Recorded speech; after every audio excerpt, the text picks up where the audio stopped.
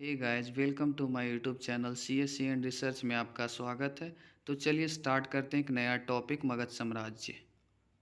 तो शुरू करते हैं बृहद्रथ वंश से। सबसे पहला जो वंश था वो बृहद्रथ वंश था। इसमें 32 राजाओं ने शासन किया। कितने राजाओं ने? 32 राजाओं ने।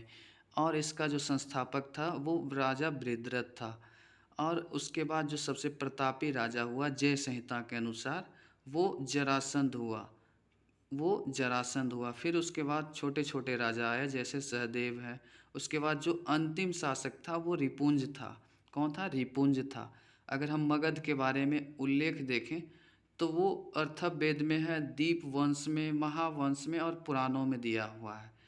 इतने जगह पे दिया हुआ है, दीपवंश, अर्थवेद, महावंश और पुराणों में।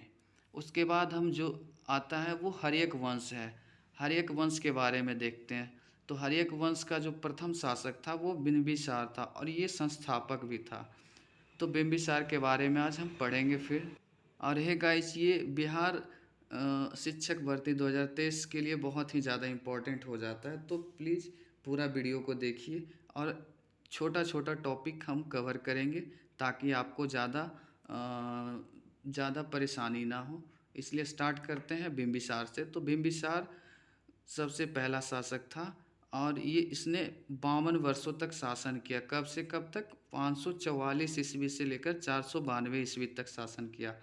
और ये पुराणों के अनुसार इसमें 28 वर्ष ही दे रहा है, यानी दो जगह, एक जगह 52 है और एक जगह 28 है। तो चलिए दोनों को याद ही रखना है। फिर उसके बाद कहा जाता है कि महावंश के अनुसार इसने 15 वर्ष की आयु में ही शासक बन गया था। फिर उसके बाद कहता है कि 80,000 गाँव को इसने अधिक इसका जो इसके अंडर में 80,000 गाँव आते थे। कितने गाँव? 80,000। ये बौद्ध ग्रंथ के अनुसार बोला गया है। और गांव को उस समय अपन बोला जाता था। क्या बोला जाता था? अपन। और इसकी जो राजधानी थी वो गिरिब्रज थी। कहाँ थी? जो आज के समय में राजगीर जिसको बोलते हैं, गिरिब्रज थी उसकी राजधानी। और इसने विवाह वज्जी के राजा चेटक के पुत्री चेलना से किया। फिर उसके बाद क्षेमा से, जो मद्रकुल की राजकुमारी थी, जो अभी मध्य पंजाब में पड़ता है, क्षेमा से उन्होंने विवाह किया। फिर उसके बाद महाकौशला से शादी किया, जो प्रसेनजित कौशल नरेश थे। कौशल के नरेश प्रसेनजित थे।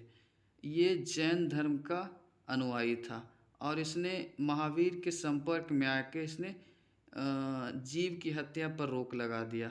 फिर उसके बाद इसके प्रशासन के बारे में देखते हैं। तो प्रशासन में इसने भूमि कर में 1/6 का हिस्सा ये भूमि कर के रूप में लेता था। फिर उसके बाद इसके अधिकारी के रूप में महापात्र, सेनापति और व्यावहारिक होते थे।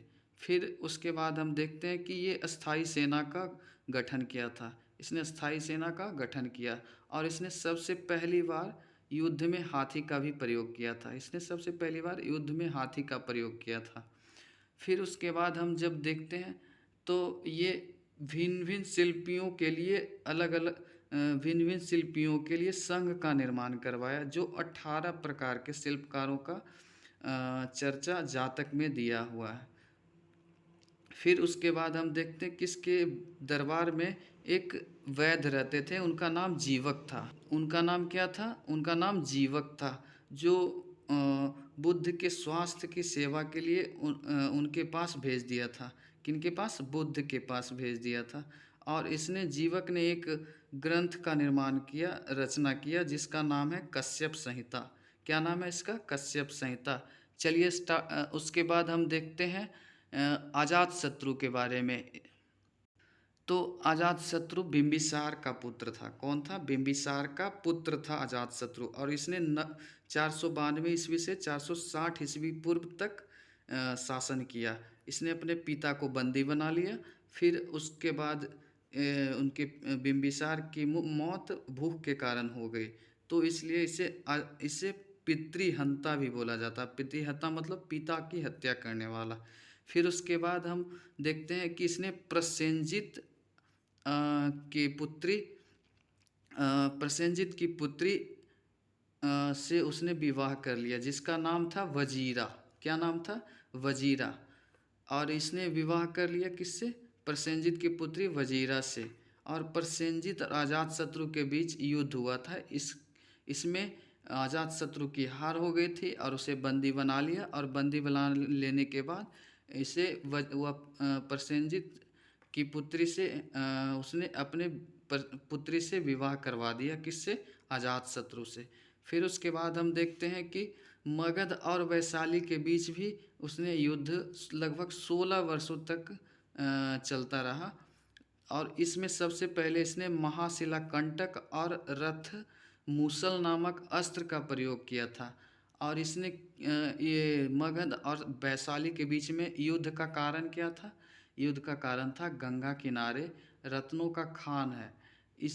उस समय रत्नों का खान था, तो उस पे अधिकार प्राप्त करने के लिए एक दूसरे के बीच युद्ध कर रहे थे।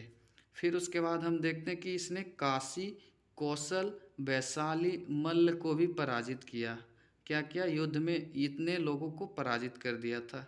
कहाँ कहाँ? काशी, कौशल, वैशाली, ये सब जनपद थे। इन जनपद को इसने पराजित कर दिया था।